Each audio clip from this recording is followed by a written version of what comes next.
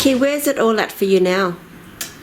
Well, I guess, Melissa, the biggest thing that's happened to me in the last 5 days after I'd been in hospital, after a couple of friends suicided, is that I guess I'm just sick of talking about it. I just want everyone to join me and do something about it. So I hope what I'm about to say is not so much talking about it, it's hoping to get you to do something about it.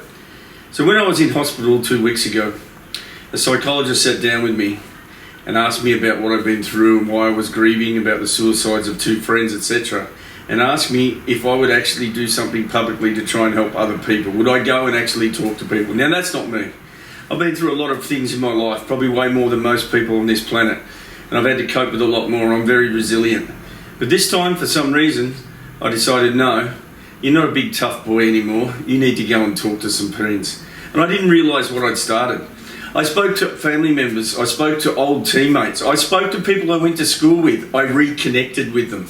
We talked about stories, we joked, we laughed, we smiled, and the happiness came back for all of us. And we said, what are we doing? And then on LinkedIn, a friend put up a comment about how we're getting disconnected because of technology in the world. Oh my God, he is right. Technology has disconnected us. All these things, are you okay? Sending text to your mate saying, are you okay? Go and see them. Go and have a coffee with them. Get in a big hug with them. Give them a kiss on the cheek. Let's get back to what made us all human. So then I decided that I would do 7 days of getting out of bed at 5:30 in the morning. Why? Because when I was 14 in Bendigo, I used to get out of bed at 4 o'clock in the morning. I used to do a paper round. I got one of the very first tapes that had earphones on it, and I listened to ABBA, and it used to make me happy. So when I went for a walk and then started to run, the first day I made 400 metres last Monday on my first day, 400 metres, that's right, I was listening to ABBA. Now you might think that's funny in itself, but it made me happy because it brought back my childhood of billy carting in Bendigo, of mucking around with my mates, of spray painting the big locomotive in the local park there that made headlines in the Bendigo Advertiser. And I got sleep every night. I got to bed at 9 o'clock, I got up at 5:30. I have never ever felt better. I reconnected with mates. And while I was reconnecting with one ex-teammate, David Glasscock, a friend walked past who I fell out with 2 years ago. We blocked each other on Facebook, we blocked each other on our phones.